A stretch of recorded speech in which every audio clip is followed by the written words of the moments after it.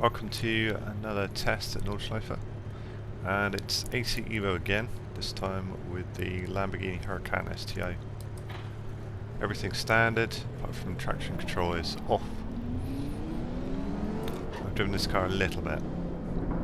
It's a bit of an animal. I'll talk about this a bit during the drive, if I manage to be able to talk while I'm driving it. So I'm going to leave it in second here.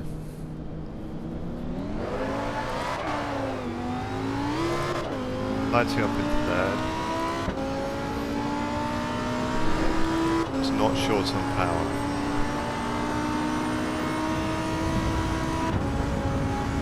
Backing off already, braking hard. Tucks in really nicely. Being careful. This is short wheelbase and I do not want to overcorrect it.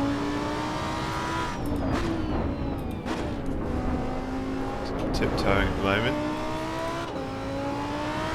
This is what tiptoeing looks like in this car.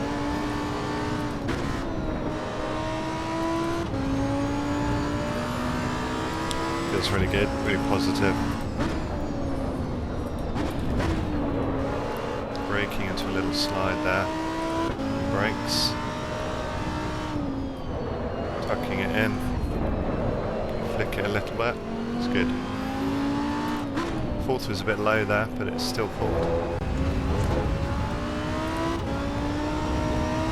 It's good. I'm having to concentrate quite a bit with this car. So it's a road car, not a lot of aero. Sliding on the way out of there in fifth.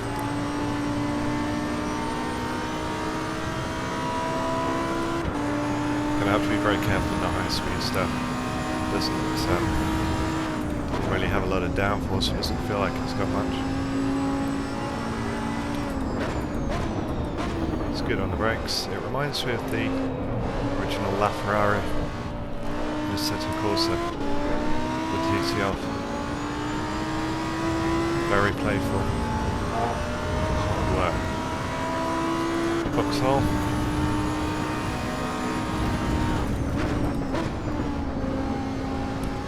Feels really good to do that.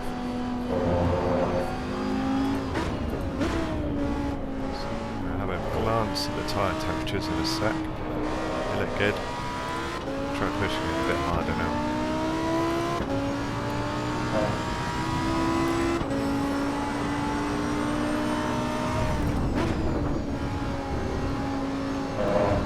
It's got a really good front end on it. Responds nicely to trail braking. It's just a very positive car. Feels like it would bite if you got it wrong.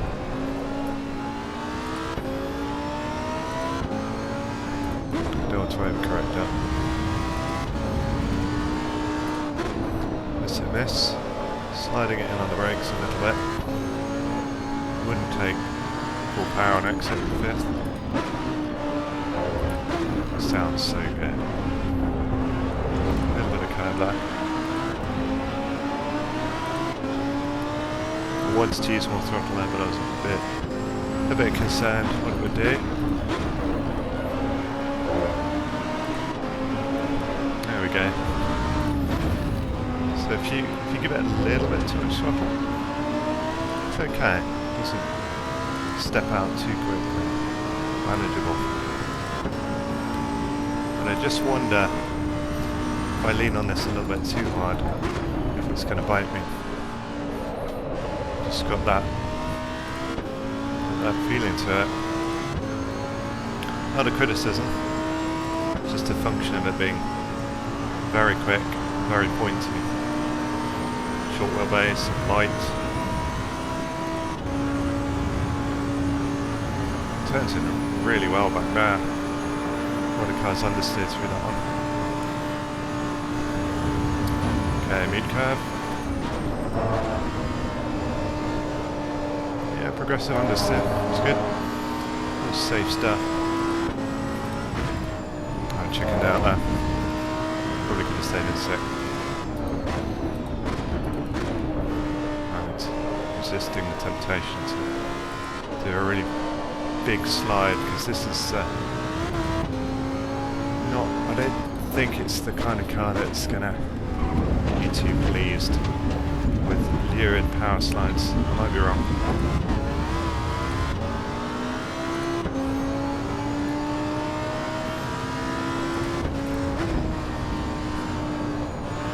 Running a little bit wide there. Okay, there's my apex. A little bit of understeer there. Okay, gonna push a little bit harder. See what it does.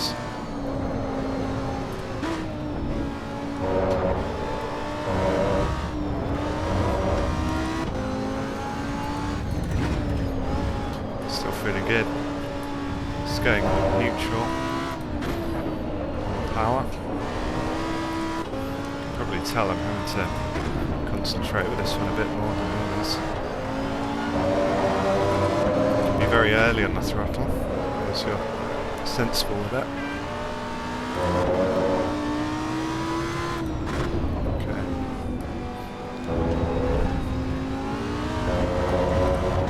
Third, I'm finding myself in higher gears because I just want to control that power, that torque.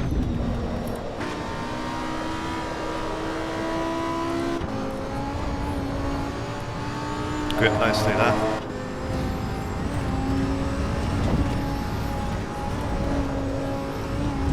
Took a little bit more curve than I wanted.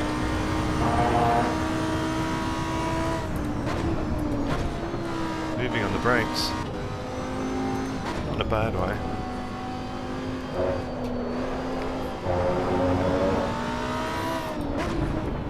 This is a car you need to be careful with. Love it though. It's a real challenge. I want to think about what it'd be like in the wet, but in the dry, yeah, loads to come in this as well. A lot of fun. 648.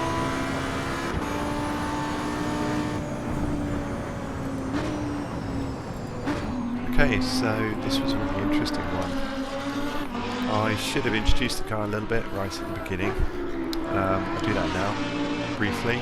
It's a V10, 5.2 litres, 630 brake horsepower. Probably the most important thing about this is it's about 1,300 kilos, and that really comes across. So, gearbox is great, it's a 7-speed, it's nice and quick, rev matches perfectly. Braking is really good, it's exactly as you would expect, it is a road car. It's a little bit of lateral movement on the brakes, but it's fine.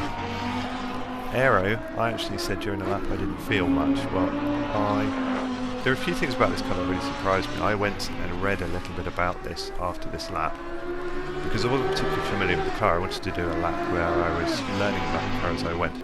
And it turns out this car does have a lot of aero. In fact, it's got a huge amount of aero, really. It's got 3 different settings. And I think it can generate up to 420 kilos, so getting off at half a tonne. And that's just on the rear wing alone. There are some other things about this car that really surprised me. I talked, while I was doing a lap, about how pointy it was. It's really keen to turn in, unless you do something really silly. It's super faithful with the nose, and it gives you loads and loads of confidence. I was a little bit wary during the lap because in my previous experience with cars like this in Sims, short wheelbase, lots of power, they can be a little bit iffy, particularly when they've got a lot of grip. So I was being quite careful. Now, I did a bit of reading about this car, and it turns out not only does it have a lot of downforce, this car also has rear wheel steering. I didn't know that. I think that's probably part of the reason why it turns in so well. In fact, it will be part of the reason why it turns in so well. The other thing is, I initially thought, well, you know, this is a simulation, I wonder if they've actually modelled that.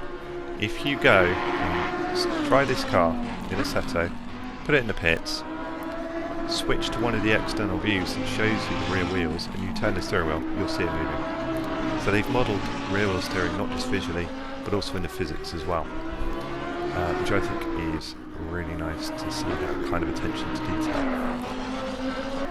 So going back to the car, having done a few more laps in this car, I think actually on cold tyres it is quite playful. You do have to be careful with it, but you can play with it. Just be quick with the opposite lock and don't overcorrect it. Very easy for me to say that, but that's the way it likes to be driven, and that's fair enough given the wheelbase of the thing and the grip levels. Once the tyres are warm, I think this car really likes to be driven precisely and smoothly. Doesn't really seem to mind curbs too much. Again, don't overcorrect it, but then if you're driving smoothly, chances are you're not really sliding it too much. During this lap, I was pushing it, getting it to slide a little bit, trying to learn about it, and it tried to bite me, I think once, right at the end of the lap around the mini carousel. You'll see that in a second. But other than that, it was really good.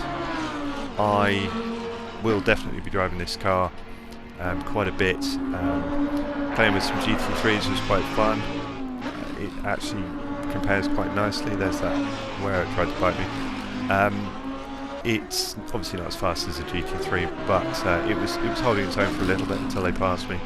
And yeah, I think it's a great road package and brilliant for track days.